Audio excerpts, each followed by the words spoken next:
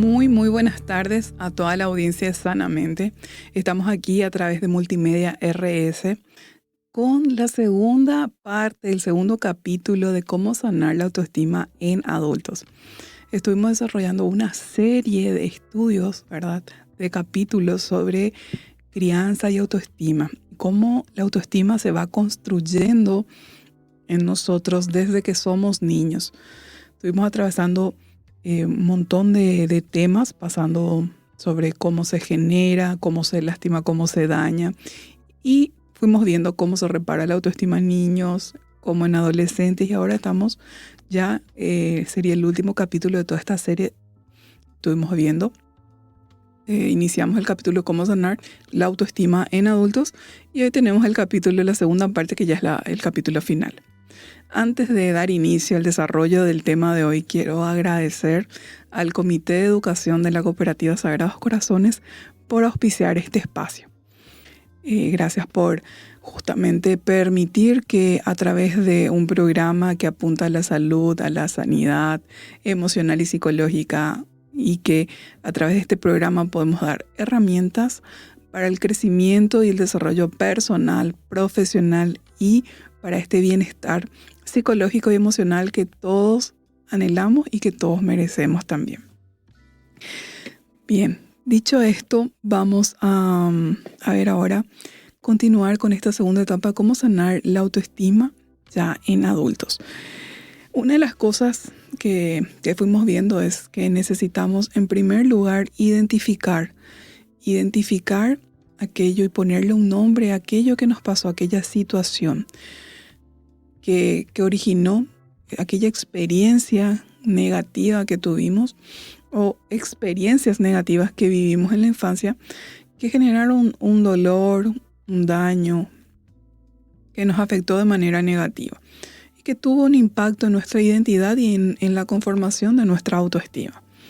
Segundo era validar el dolor, no hacer de cuenta que no pasó nada. Validar el dolor, aceptar ese dolor, describir ese dolor, pero no quedarnos allí, sino buscar un resignificado, una reinterpretación a esa conclusión que en su momento de niño nosotros hicimos, fue una conclusión errada, que luego se desarrolló como una creencia nuclear, como una creencia central profundamente arraigada, como si fuese una raíz en nuestro inconsciente, y que desde allí operaba y que se manifestaba en un montón de conductas que estuvimos compartiendo ya en el programa pasado. Se manifestaba ya de adultos en nosotros como una serie de conductas que estuvimos describiendo. Y hablando de conducta, justamente en esta segunda parte, en este segundo bloque de cómo sanar la autoestima en los adultos, vamos a hablar sobre cambiar conductas de adultos, obviamente, que mantienen esa baja autoestima. Entonces, la autoestima, habíamos dicho que no se restaura solo pensando de manera diferente. Se restaura sobre todo pensando de manera diferente y actuando de manera diferente, realizando cambios conductuales. La autoestima justamente se fortalece mediante nuevas experiencias, justamente que son estas nuevas conductas que vamos a ir enumerando acá. ¿Cuáles son? ¿Cómo podemos cambiar esas conductas? Muchas personas comprenden, esto pasa mucho, comprenden intelectualmente que tienen valor, pero siguen comportándose como si no lo tuvieran, ¿sí? Entonces, por eso justamente es que el cambio conductual es fundamental. No solamente pensando diferente, sino también actuando diferente. La persona necesita comenzar a actuar de acuerdo con la nueva visión, todas estas resignificaciones que fuimos haciendo, que fuimos viendo, vimos muchos ejemplos en el bloque pasado. Entonces necesita actuar ya de acuerdo a esta nueva visión, a esta resignificación, a esta nueva interpretación de los hechos que ocurrieron en su infancia. Entonces así va construyendo una nueva imagen y por lo tanto también se va sanando y restaurando la autoestima. Vamos a ver, un ejemplo sería de aprender a poner límites. Antes la persona decía sí a todo, no lograba decir que no, pero ahora cambia de conducta y puede decir, por ejemplo, por esta vez no te puedo ayudar. Entonces, en vez de decir siempre que sí, puede cambiar la conducta y decir, por esta vez no te puedo ayudar. También en lo que refiere a expresar necesidades. Antes, por ejemplo, en cuanto a sus necesidades, se quedaba callada la persona, ¿sí? Ahora puede decir, necesito apoyo, necesito ayuda. Antes, por ejemplo, en lo que respecta a reconocer logros, minimizaba todos sus logros. Pero ahora aprende a reconocer y expresa, por ejemplo, trabajé mucho para conseguir este logro, ¿sí? Otro ejemplo, con relación a tolerar los errores. Antes, por ejemplo, se castigaba cuando tenía errores. Ahora, con el cambio de conducta, esta persona analiza el error y aprende. Este es el cambio de conducta que necesita realizar para comenzar ese proceso de sanidad, de restauración, de fortalecimiento de la autoestima. Con relación al hecho de elegir relaciones saludables. Antes, por ejemplo, aceptaba el maltrato. Sin embargo, ahora ya se aleja de esos vínculos que son dañinos, que no suman, esas relaciones que no suman, que no aportan en su vida. Eso es un cambio conductual. Entonces, otras conductas reparadoras podrían ser dejar de pedir perdón por todo, hablarse a sí mismo con respeto, aceptar los logros sin minimizarlos, animarse a pedir favores cuando los necesita, dejar de buscar todo el tiempo aprobación. Entonces, con esta nueva conducta, ¿qué es lo que se le enseña al cerebro? ¿Qué es lo que nosotros le enseñamos a nuestro cerebro? Le estamos enseñando que ya no somos ese niño indefenso de hace mucho tiempo. Le estamos enseñando que ahora ya somos adultos y que tenemos recursos de afrontamiento. Justamente que son estos que vamos compartiendo ahora en esta sesión. Otra cosa muy importante que necesitamos hacer para reparar la autoestima ya siendo adultos es integrar la historia, ¿sí? Integrar la historia significa poder decir, por ejemplo, esto me pasó a mí, esta situación me dolió, o esto que ocurrió y esta experiencia que tuve me afectó. Y esta experiencia o esto que viví me lleva a comprender cómo influyó esto en mi autoestima. Entonces, pero hoy, siendo adulto, ya puedo cuidarme, ya puedo elegirme y ya puedo construir una identidad más sana, ya desde la adultez. Entonces, ¿qué es lo que hacemos con esto? Este proceso lo que hace es integra la herida. Cuando se deja de dirigir la vida desde el inconsciente. Yo tomo conciencia de la herida, tomo conciencia y acepto el impacto negativo que tuvo sobre mí, en mi forma de pensar y de sentir respecto a mí mismo, ¿sí? Acepto eso y integrar significa mirar el pasado, eso que viví, que me dolió, que me lastimó, que me hirió, que impactó en mí y en mi autoestima, pero sin quedarme atrapado en ese pasado, sin quedarme ya atrapado en ese dolor. ¿Okay? Ejemplo, fui criticado, pero eso no define quién soy. Eso es integrar. Otra forma de integrar, no recibí todo lo que necesitaba, pero hoy puedo aprender a cuidarme a mí mismo. Esa es otra forma de integrar. Otra forma podría ser pensar de la siguiente manera. Mi infancia explica alguna de mis dificultades, pero no determina mi futuro. Otro ejemplo. Lo que me pasó forma parte de mi historia. Entiendo, acepto, lo integro a mi vida. pero esa no es toda mi identidad. Entonces esta es la forma en que vamos integrando esas experiencias, esas situaciones que nos marcaron.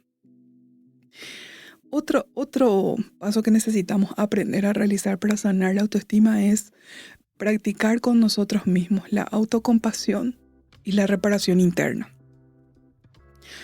La persona adulta, cuando somos adultos, necesitamos aprender a tratarnos como no fuimos justamente tratados en el pasado.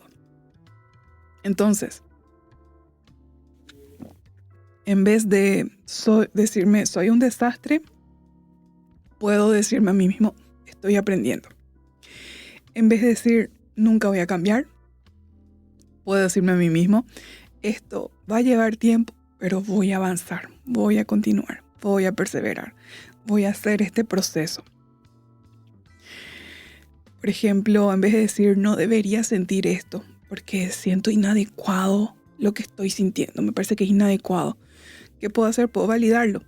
Esto se activó en mí por esta herida del pasado que yo tuve. Pero hoy que soy adulto, que soy grande, ya puedo acompañarme a mí mismo sin que esto me destruya. Entonces, la autoestima sana incluye justamente aprender a tratarnos a nosotros con amabilidad. Y la autocompasión no es que significa victimizarse. No significa justificar tampoco las conductas dañinas, ¿sí? No significa dejar de crecer. Lo que significa es dejar de convertirse uno mismo en su propio agresor con todas estas ideas y estos pensamientos negativos que no suman, que no edifican, que no construyen en nuestra vida. Que si bien los aprendimos cuando éramos pequeños y en ese entonces no podíamos elaborar correctamente lo que pensábamos y lo que sentíamos, hoy de grandes sí ya lo podemos hacer. Entonces, en vez de decir, no, soy un desastre, nos decimos, estoy atravesando una dificultad, me cuesta esto, me está forzando. En vez de decir, no sirvo para nada, o pensar, no sirvo para nada, entonces pienso, tengo fortaleza y tengo áreas por mejorar. En vez de pensar, siempre hago todo mal, comienzo a pensar de una forma diferente.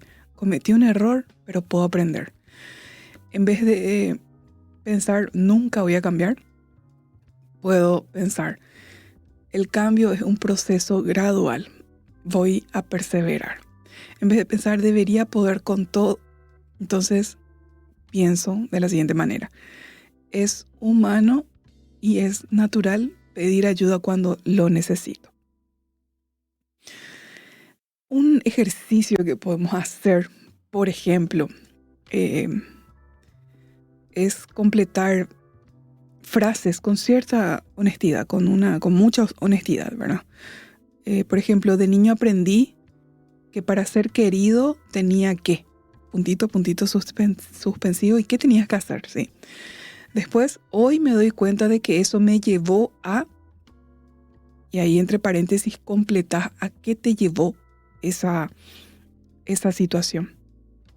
Pero a partir de ahora, quiero aprender a, y ahí, ¿qué quieres aprender? Vamos a ver un ejemplo concreto de esta práctica terapéutica que puedes hacer, que te va a ayudar, porque necesitamos trabajar en lo que pensamos, en lo que sentimos y en nuestra conducta para que haya un cambio, para que haya una reparación, una restauración de nuestra autoestima, ¿sí? Entonces, un ejemplo, de niño aprendí que para ser querido tenía que complacer a todos. Pero hoy me doy cuenta de que eso me llevó a decir que sí cuando en realidad yo quería decir que no. Por eso, a partir de ahora, quiero aprender a escuchar mis necesidades sin sentir culpa. Ese sería un ejemplo de este ejercicio. Es bastante terapéutico poder hacerlo. Entonces, sanar una herida infantil que dañó la autoestima es un proceso que requiere conciencia, resignificación y reconstrucción. O reconstrucción de esa autoestima, de esa autopercepción, de esa autoimagen que tenemos. Primero se reconoce el dolor, luego se identifica qué creencia generó, qué idea nuclear, qué conclusión, qué interpretación generó ese hecho. Después se observa cómo esa creencia gobierna hoy mi vida adulta. ¿Qué me lleva a hacer? ¿De qué manera me lleva a reaccionar? ¿Cuáles son las conductas que hoy tengo a raíz y en consecuencia de eso que yo aprendí a pensar de mí mismo? Más adelante, ¿qué se hace? Se desafía, se cuestiona esa idea, ese pensamiento, esa creencia profundamente arraigada, ¿sí? Y se debe de reemplazar por una mirada más realista y se practican nuevas conductas que estuvimos viendo. Algunos ejemplos, vamos a seguir dando ejemplos. Entonces, así es como nosotros vamos integrando a nuestra historia sin quedar definidos por nuestra historia. Entonces, sin quedar definidos por ese pasado doloroso, carente, en donde recibí daño, o en donde no me dieron lo que yo necesitaba. Muy bien. Otra cosa que necesitamos hacer es trabajar nuestra voz interna. Todos tenemos una voz interna. En PNL se habla del diálogo interno, es eso que nosotros nos decimos a nosotros mismos. Y muchas personas adultas no necesitan realmente que alguien les critique porque ya llevan dentro de sí un crítico muy severo. Entonces ese crítico interno es nuestra voz mental y emocional que ahí puede estar juzgando, acusando, exigiendo, comparando, castigando. Esa voz interna puede decir un montón de cosas. Ya vimos muchos ejemplos. Siempre te equivocas, no sos suficiente, te van a rechazar, tenés que poder con todo, no podés fallar, no pidas ayuda, deberías haberlo hecho mejor. Esa voz interna, crítica, severa, muchas veces no nació dentro de nosotros o con nosotros, ¿sí? Esa voz interna fue aprendida durante la infancia. Entonces puede ser, ¿y de dónde proviene? Esa voz interna crítica, severa, que nos dice todas estas cosas que estamos nombrando, puede haber nacido y puede haber sido la voz de un padre muy crítico, una madre muy exigente, un maestro que estaba acostumbrado a humillar, o incluso, ¿verdad? En la adolescencia, una pareja, ¿verdad? Que nos desvalorizaba. Entonces, o esa voz puede venir de la experiencia del bullying, que no se trató en forma, que no se abordó en forma, que no se sanó en forma y que generó un impacto y un dolor profundo en el adolescente y que aún no sanó. O puede venir de una historia de rechazo. Entonces, con el tiempo, esa voz externa que recibimos, que era de afuera, pasa adentro a convertirse en nuestra voz interna. Entonces, ahí prácticamente nosotros ya no necesitamos que otros nos bajen la caña, como solemos decir, porque somos nosotros mismos los que aprendimos a bajarnos a nosotros la caña. Entonces, tenemos que saber que esa voz crítica no motiva. Esa voz crítica lo que hace es lastimarnos. Y provienen de interpretaciones erradas que hicimos en su momento, que nosotros aceptamos, que nosotros abrazamos como verdades respecto a nosotros y que hoy todavía generan daño. Y eso es lo que buscamos cambiar, eso es lo que buscamos resignificar o reinterpretar. Entonces, muchas personas creen que si dejan de hablarse con dureza, se van a volver irresponsables, por ejemplo. Estas personas piensan, si no me exijo, no voy a avanzar. O si no me critico, no me voy a convertir en una persona conformista. O piensan y sienten que si son amables consigo mismas, se van a relajar demasiado. Pero realmente la autocrítica cruel, no estoy hablando de esa autocrítica razonable y justa, equitativa que todos necesitamos hacernos. La autocrítica es muy importante realmente, pero cuando es equilibrada, cuando es comedida. Pero cuando es severa y cuando es cruel, es dañina y lo único que hace genera males en nosotros, ¿sí? Entonces, esa autocrítica cruel no es lo mismo que ser responsable o ser autocríticos. La autocrítica severa destruye, sin embargo, la autocrítica sana, equilibrada, construye. una voz interna sana no dice todo está bien, no importa nada, sino que dice esto hay que mejorarlo, pero no necesito destruirme en el proceso de hacerlo. ¿Ok? Muy bien. Veamos ahora ejemplos. Vamos a ver más ejemplos sobre autocompasión. Una técnica práctica, ¿sí? Tenemos que escribir, por ejemplo, una hoja en 3 columnas. Vamos a escribir en una columna el pensamiento crítico. ¿Cuáles son los pensamientos críticos? En la siguiente columna al lado, ¿cuál es el origen posible de ese pensamiento crítico? ¿De dónde viene? ¿Viene de un rechazo? ¿Viene de la humillación? ¿Viene del abandono?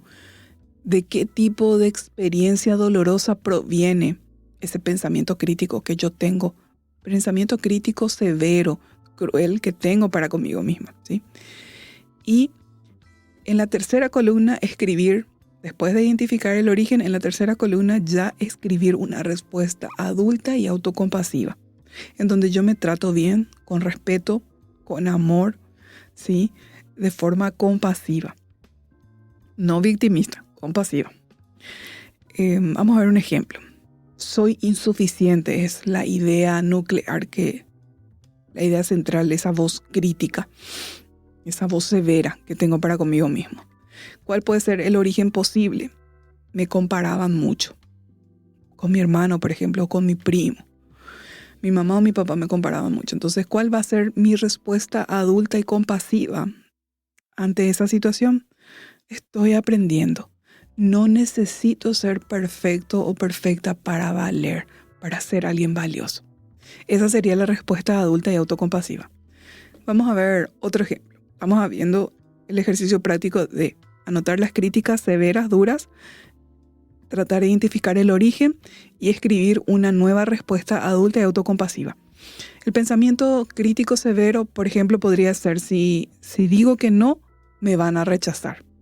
¿Cuál es el origen posible de esta idea, este pensamiento arraigado que yo tengo dentro mío? Puede ser que de niño sentía que tenía que complacer para ser aceptado o aceptada. Pero, ¿cuál puede ser mi respuesta adulta y compasiva? Puede ser que poner un límite no me hace una mala persona.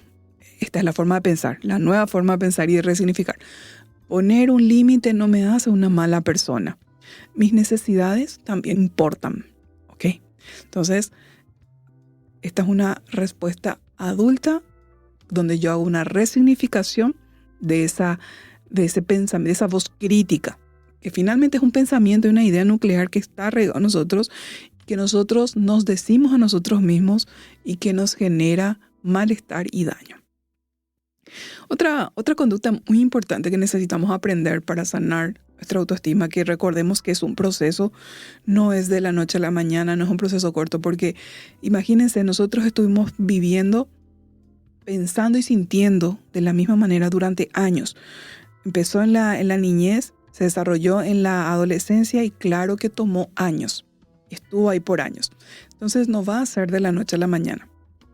Es un proceso que toma tiempo, pero que vale absolutamente la pena hacerlo y perseverar en ese proceso para estar mejor, para sentirnos mejor.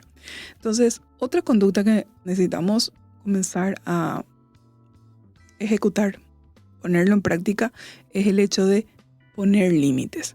Entonces, una autoestima herida muchas veces dice que sí, todo el tiempo, cuando realmente quiere decir que no. Entonces dice que sí por miedo al rechazo, por miedo al enojo de la otra persona, por miedo al abandono de la otra persona, por miedo a decepcionar, dice que sí, queriendo y teniendo ganas de decir que no, pero dice que sí. También puede hacerlo por miedo a ser visto como una persona egoísta, puede ser también por miedo a perder el afecto. También puede ser por miedo a generar conflicto.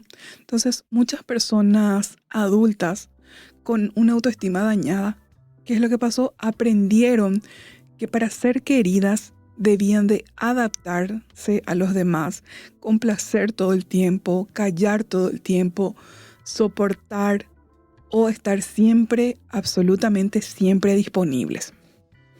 Y esto es muy dañino. Entonces, crecieron creyendo que poner límites era peligroso. Por eso no logran decir que no y no logran poner límites saludables, estamos hablando de límites sanos. Pero sabemos que poner límites es una de las formas más profundas de restaurar la autoestima del adulto. Entonces, ¿por qué? Porque cada límite sano le dice al interior y al cerebro de la persona adulta, mi necesidad también importa. Este es el mensaje que emite, que da. El poder decir que no, el poder poner límites sanos, de forma respetuosa, de forma cordial, por supuesto. Entonces, cada límite sano le dice a mi interior, a mi yo, le dice, mi necesidad también importa, mi cansancio también importa, mi tiempo también importa, mi paz también importa, mi dignidad también importa. Son todos mensajes positivos. Tenemos que entender a las personas, sobre todo, que les cuesta mucho poner límites o decir que no, cuando tienen ganas de decir que no. ¿Qué es lo que suele pasar? Que suelen interpretar como que el hecho de poner límites es agredir. Sin embargo, poner límites o decir que no, no es agredir. Muchas personas confunden el límite con rechazo o con agresividad. Y esto es algo que necesitamos aclarar y aclararnos a nosotros mismos. Decir que no o poner límites no es igual a rechazar, no es igual a agresividad. Poner un límite no tiene por qué ser violento. Un límite puede ser claro, puede ser respetuoso y puede ser firme. Y las personas tienen derecho a decir que no. Nadie, absolutamente nadie, está obligado a decir siempre que sí, todo el tiempo, a todo el mundo. Por lo que estábamos diciendo anteriormente, también importa mi salud, también importa mi tiempo, también importa cómo yo me siento o cómo yo estoy, si hoy puedo o no puedo. Muchas veces realmente no podemos y por miedo no nos atrevemos a decir que no, y eso necesita cambiar. Ejemplos de cómo podemos decir no. No puedo en este momento. No es un no para siempre, un no absoluto. Es un no puedo ahora. Podemos decir, necesito pensarlo y te voy a dar una respuesta. O realmente podemos decirle, una forma de decir no es, realmente no me siento cómodo con esa situación. Y por eso mi respuesta es no. Podemos decirle, por ejemplo, puedo ayudarte, pero no de esa manera. Te puedo ayudar de esta manera. Es otra forma de poner límites, de forma cortés, de forma amable, de forma educada. También podemos decirle no, porque realmente estoy demasiado cansada y de verdad necesito descansar, ¿sí? O, por ejemplo, no voy a continuar con esta conversación si hay gritos. Esa es otra forma de poner límites y lo hacemos de forma respetuosa, de forma educada. Un ejemplo. Antes, por ejemplo, decíamos, está bien, yo me encargo, ¿sí? Aunque la persona estaba agotada, sobrecargada y con un resentimiento interno. En realidad tenía ganas de decir que no, pero no se animó, no se atrevió. ¿Por qué dice que sí esta persona? Porque tiene miedo a decepcionar, porque quiere ser aceptada, porque no quiere conflicto o porque siente culpa si prioriza sus necesidades. Esto era antes. ¿Cómo tendría que ser ahora? Hoy no puedo asumir eso. Puedo ayudarte mañana o puedo buscar otra alternativa.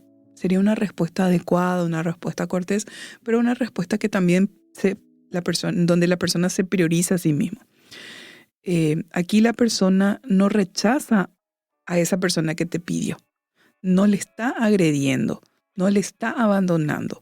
Simplemente está reconociendo su propio límite y cada vez que una persona se respeta a sí misma, fortalece su autoestima.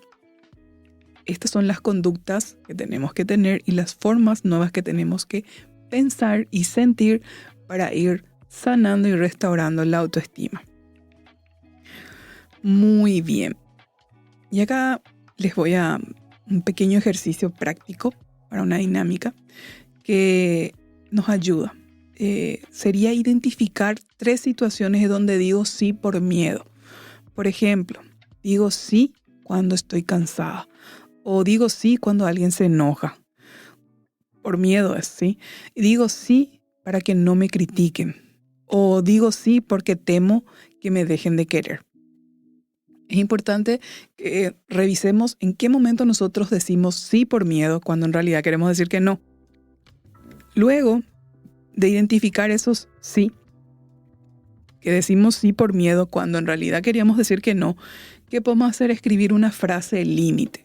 Por ejemplo, no puedo en este momento, o necesito pensarlo, o no me siento bien con esa situación, así que no, ¿verdad? O puedo ayudarte, pero no de esa manera. Entonces, ¿qué nos preguntamos? Después de responder, ¿qué miedo aparece cuando pongo límites? ¿Qué siento? ¿Qué tipo de miedo aparece cuando yo elijo y decido poner límites? ¿Qué parte de mí cree que no tiene derecho a decir que no? ¿Qué hay en mí? ¿Qué parte mía? ¿Por qué razón yo puedo sentir que no tengo derecho a decir no? ¿Y qué necesito empezar a proteger de mí mismo? ¿Sí?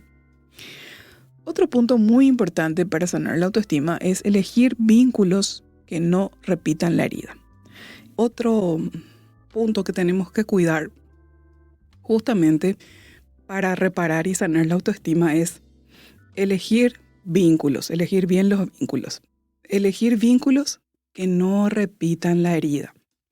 Una de las formas más importantes justamente de sanar la autoestima en la adultez es revisar las relaciones, los vínculos que elegimos y que sostenemos. Muchas personas con autoestima dañada, paradójicamente, se sienten atraídas por relaciones que repiten las heridas antiguas. No es porque, no hacen esto porque quieran sufrir, no es por eso, sino porque lo familiar muchas veces se siente más cómodo, aunque no sea sano. Lo familiar, lo conocido se siente más cómodo. Eso es lo que suele pasar. Entonces una persona que creció sintiéndose invisible puede vincularse y relacionarse con personas emocionalmente frías e indiferentes.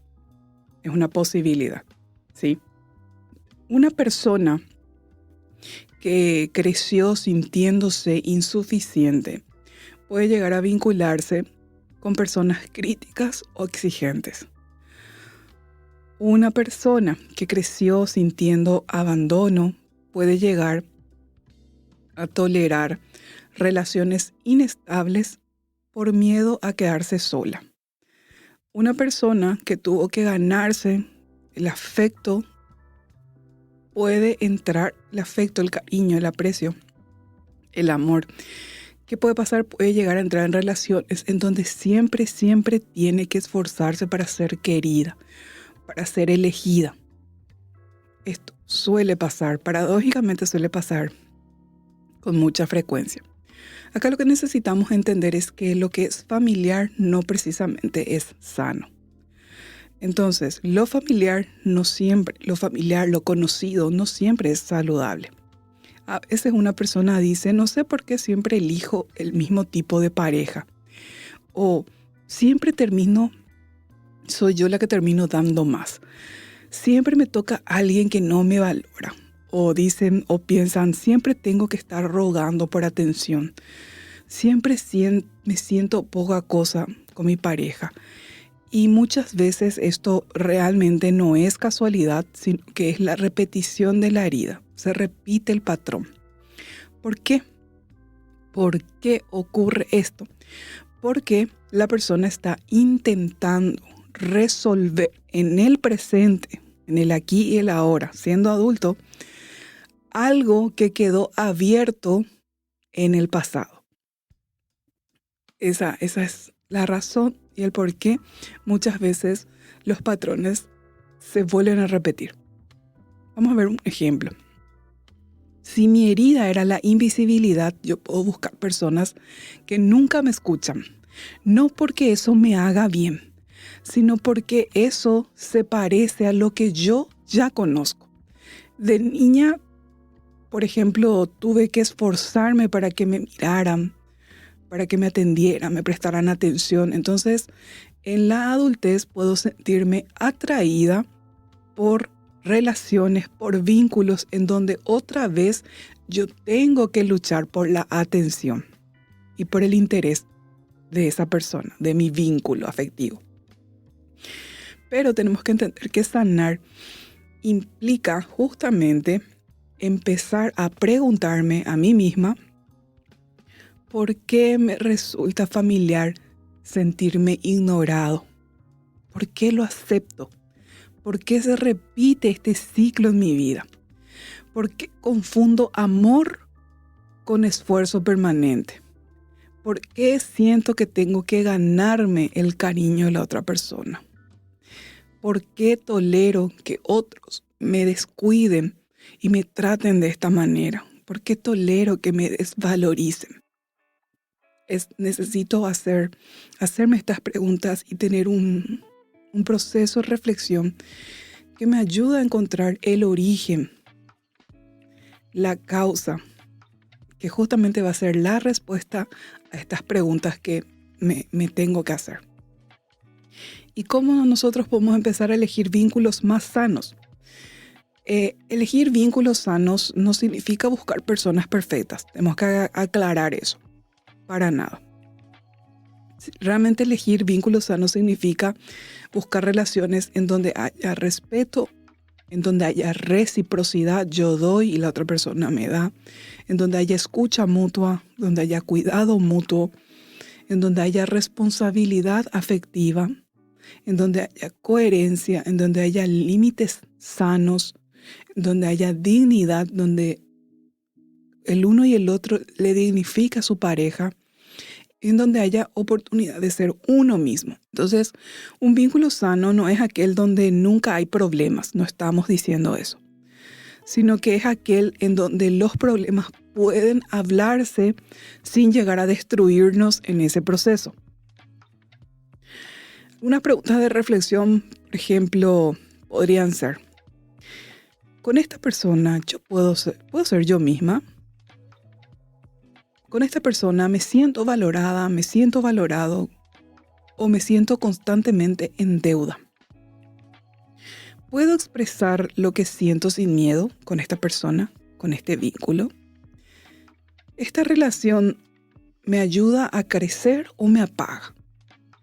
¿Qué logra esta relación en mi vida? ¿Qué efecto produce? ¿Es positivo, es bueno o es negativo? Con esta relación, ¿tengo que rogar afecto? Otra pregunta que me tengo que hacer. Con esta relación, ¿siento paz o siento ansiedad constante?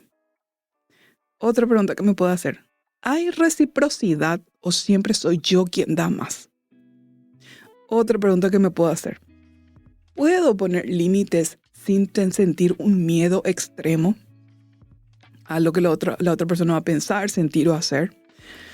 Otra pregunta. ¿Esta relación confirma mi herida o esta relación me ayuda a sanar?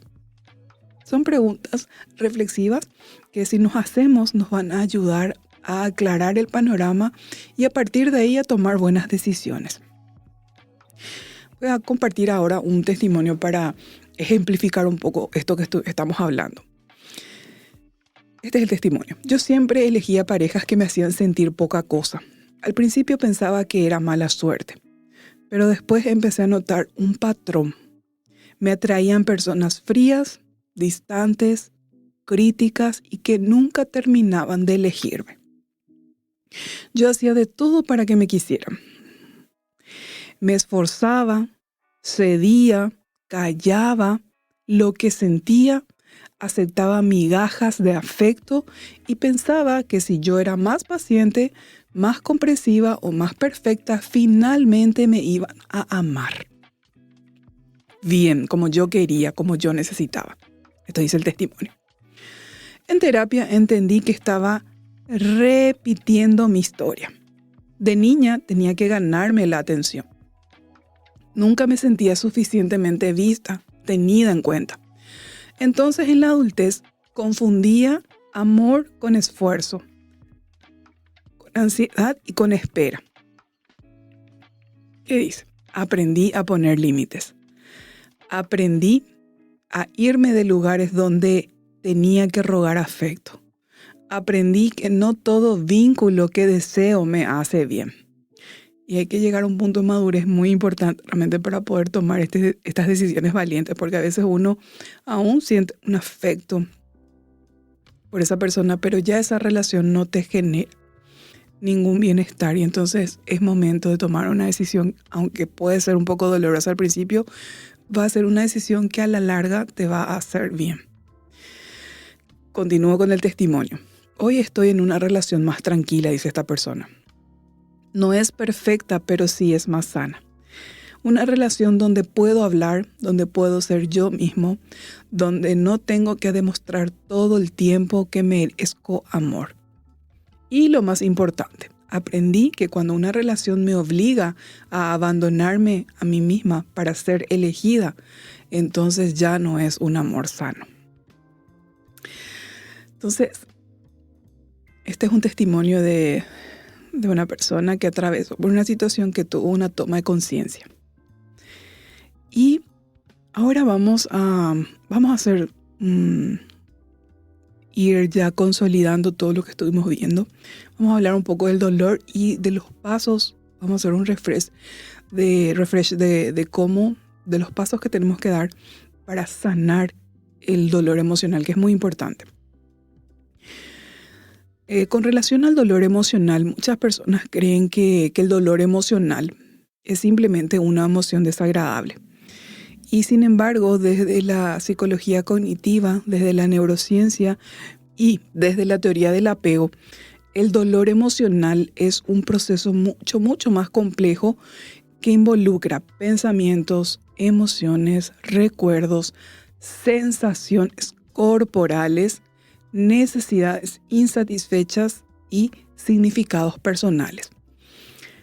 Finalmente, cuando hablamos de autoestima dañada, independientemente de la edad que sea, en la niñez, en la adolescencia, en la adultez, sea la etapa en la que nos encontremos, necesitamos entender un poco más el dolor emocional. Una baja autoestima lleva y conlleva siempre dolor emocional. ¿Por qué? Porque tiene una alta carga afectiva, ¿sí? De lo emocional, de los sentimientos. Esta sensación de autoestima que muchas veces tenemos. Implica los pensamientos, implica, como dijimos, las emociones, implica ideas, recuerdos, sensaciones corporales. O sea, es muy profundo y muy complejo realmente. Entonces, ¿qué es el dolor emocional? El dolor emocional es una respuesta psicológica que aparece cuando una persona percibe e interpreta que tuvo una pérdida, que tuvo una herida, alguien le lastimó, le dañó, o también cuando percibe una amenaza a su relación, a su vínculo, o cuando tiene una necesidad importante que no es satisfecha. Ahí aparece el dolor emocional. Entonces, ¿cuándo surge dolor emocional? Cuando hay rechazo, cuando hay abandono, cuando hay traición, cuando hay humillación, cuando hay crítica, cuando hay comparación, cuando hay exclusión, cuando le excluimos a la persona, cuando hay indiferencia, cuando hay una pérdida, cuando hay fracaso, cuando hay soledad, cuando hay maltrato, cuando hay invalidación emocional. En todas esas situaciones aparece el dolor emocional. Y desde el cerebro, tenemos que saber y conocer esto, que el dolor emocional activa las mismas áreas que en el cerebro, ¿verdad? En las mismas áreas en el cerebro, las mismas áreas que participan del dolor físico. Justamente por eso es que una persona puede decir, me rompió el corazón, me dolió profundamente, sentí como una puñalada, fue como una patada al estómago, ¿sí? En realidad no son solamente metáforas ¿Por qué? Porque el cerebro realmente procesa el dolor emocional de una forma muy, muy similar al dolor físico. Entonces, etapa 1, ¿cómo ocurre la herida? Algo sucede, una situación X. Entonces, alguien me rechaza, me critican, me ignoran, me abandonan, me humillan, pierdo una relación, me siento excluido. Entonces, la situación, ese es el hecho. Pero ahí todavía el dolor no es completo, ¿sí? Ese es el hecho.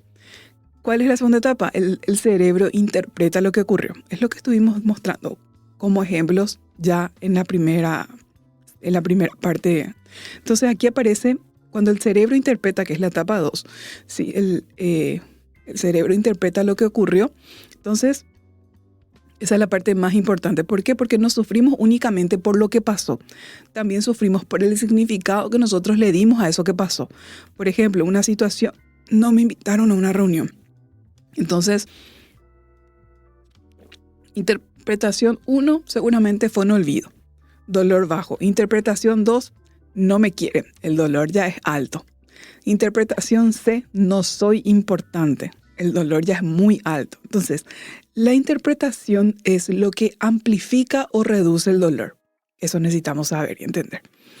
Luego, ocurre el hecho, hay una interpretación, tercera etapa del proceso del dolor, ¿sí? Se activa la emoción. Una vez que aparece esa interpretación, que pueden ser interpretación 1, 2 o 3, y el dolor puede variar en su intensidad de acuerdo a qué interpretación estoy haciendo yo. Ahí se activa la emoción. Por ejemplo, si pienso no soy importante, ¿qué puedo sentir? Puedo sentir tristeza, soledad, rechazo, vergüenza. Por ejemplo, si pienso me están atacando, puedo sentir enojo, rabia, resentimiento. Por ejemplo, si pienso voy a perder a esta persona, puedo sentir miedo, ansiedad, desesperación. ¿Qué piensa una persona cuando siente dolor emocional? Depende mucho de la herida. Si la herida es rechazo, piensa no me quieren, no encajo, no soy suficiente, hay algo malo en mí. Si la herida es abandono, piensa me voy a quedar solo, nadie me queda, no puedo confiar en nadie. Si la herida es humillación, ¿qué piensa la persona? Soy un fracaso, todos me juzgan, hice el ridículo. Si la herida es la crítica, la persona puede pensar, todo lo hago mal, no sirvo para nada, nunca es suficiente. Si la herida es traición, ¿qué piensa la persona? O puede pensar la persona, no puedo confiar, nada es seguro en nadie, nada en esta vida es seguro, seguro me van a volver a lastimar. ¿Qué siente una persona cuando siente dolor emocional? Aquí es muy importante diferenciar muchas veces la emoción visible no es la emoción profunda. Por ejemplo, una persona que parece enojada, por debajo del enojo puede haber tristeza, rechazo, miedo, vergüenza. ¿Cuáles son las emociones más frecuentes cuando hay dolor emocional? Tristeza, vergüenza, miedo, soledad, rabia. Y todo esto se experimenta en el cuerpo. Se puede experimentar a través de opresión del pecho, un nudo en la garganta, un nudo en el estómago, tensión muscular, falta de energía, presión en el pecho, insomnios, cambios de apetito. ¿Qué necesita el dolor emocional? Primero dijimos, ser reconocido. Esto me dolió. Segundo, ser comprendido. Entiendo que esto que pasó me afectó. Tercero, ser validado. Tiene sentido que me sienta así porque fue una herida. Cuarto, ser expresado, hablar, escribir, llorar, reflexionar, orar, compartir eso con alguien. Necesita ser expresado el dolor emocional. Luego necesita ser resignificado. Lo que ocurrió me hirió, pero no define mi valor. Esa es una forma, por ejemplo, de resignificar. Y el error más común, ¿cuál es? Que ocurre la herida y después ya dice, ya estoy bien. Sin embargo, el proceso real para que haya sanidad de un dolor emocional es herida, luego viene dolor, luego viene la comprensión, luego viene la elaboración, la integración y la sanación. Si el dolor no se procesa, se transforma en ansiedad, depresión, irritabilidad, resentimiento, perfeccionismo, adicciones, baja autoestima y un montón de otras cosas. Entonces, ahí hablamos de todo el proceso de depresión. Y para ir cerrando, hablamos de cómo tiene que ser el circuito para ir cerrando ya todo lo que es cómo sanar una autoestima en un adulto. quiero hacer esta reflexión. Muchas veces pasamos años intentando cambiar conductas sin comprender realmente las heridas que sostienen esa conducta y que pueden estar, las heridas que pueden estar sosteniendo y manteniendo activo en nosotros una baja autoestima, por ejemplo. ¿Qué pasa? Nosotros nos exigimos más, nos criticamos más, intentamos ser mejores, pero seguimos sintiéndonos insuficientes. ¿Sí? ¿Por qué? Porque el problema no siempre está en lo que nosotros hacemos, muchas veces está en la forma en que aprendimos a vernos a nosotros mismos. Por eso sanar la autoestima implica mucho más que pensar solamente en positivo. Implica revisar nuestra historia de vida, nuestra infancia, nuestra niñez. Implica reconocer el dolor, comprender las conclusiones que construimos cuando éramos niños. Una identidad basada en las heridas, sino el valor inherente. Tenemos que entender que nosotros no tenemos una identidad basada en nuestras heridas, sino que nuestra identidad tiene que basarse en el valor inherente que tenemos como seres humanos, como personas que somos dignos, ¿sí? Cuando una persona aprende a verse con más verdad, con más realismo, también con compasión, deja de vivir intentando demostrar que vale y comienza a vivir sabiendo que ya tiene valor. Entonces, con esto vamos dando cierre realmente a toda nuestra serie de autoestima y crianza y todo lo que conlleva al proceso de formación y desarrollo de la autoestima. Cuándo y cómo y qué paso para sanar la autoestima en niños, en adolescentes y en adultos. Entonces, sanar no significa olvidar, no significa que el dolor desaparezca mágicamente, no significa que nunca más vas a volver a sentir tristeza o vulnerabilidad. Sanar significa que la herida deja de dirigir tu vida, significa que podés recordar sin quedarte atrapado en el dolor, que podés mirar tu historia con honestidad, pero también con compasión, que podés reconocer lo que te faltó sin dejar de reconocer todo lo que aún podés construir en tu vida. Y también que podés dejar de verte con los ojos de la herida para comenzar a verte con los ojos de la verdad. Y que la verdad es realmente que tu valor no depende de tu rendimiento, tampoco depende de la aprobación de los demás, de cuántos logros consigas o de cuánto los demás te quieran. Tu valor existe porque sos una persona digna de respeto, digna de amor, digna de cuidado, ¿sí? Entonces vos no sos la herida que viviste, vos no sos el rechazo que sufriste, vos no sos la crítica que recibiste, vos no sos el abandono que experimentaste, vos no sos los errores que cometiste, sos mucho, mucho más que eso. Sos una persona que atravesó por experiencias difíciles, dolorosas, pero que también tiene la capacidad de comprenderlas, de elaborarlas, de resignificarlas y de transformarlas, ¿sí? Y aunque el camino de la sanación no siempre es rápido ni tampoco es sencillo, cada paso de conciencia, cada límite saludable, cada acto de autocuidado, cada pensamiento más compasivo y cada decisión de valorarte un poco más cada día, te acerca a una vida más libre y más plena. Así que muchas gracias por compartir hoy con nosotros nuevamente este espacio. Damos por cerrada esta sesión de hoy. Nos vemos aquí en Sanamente a través de Multimedia RS. Chao, chao.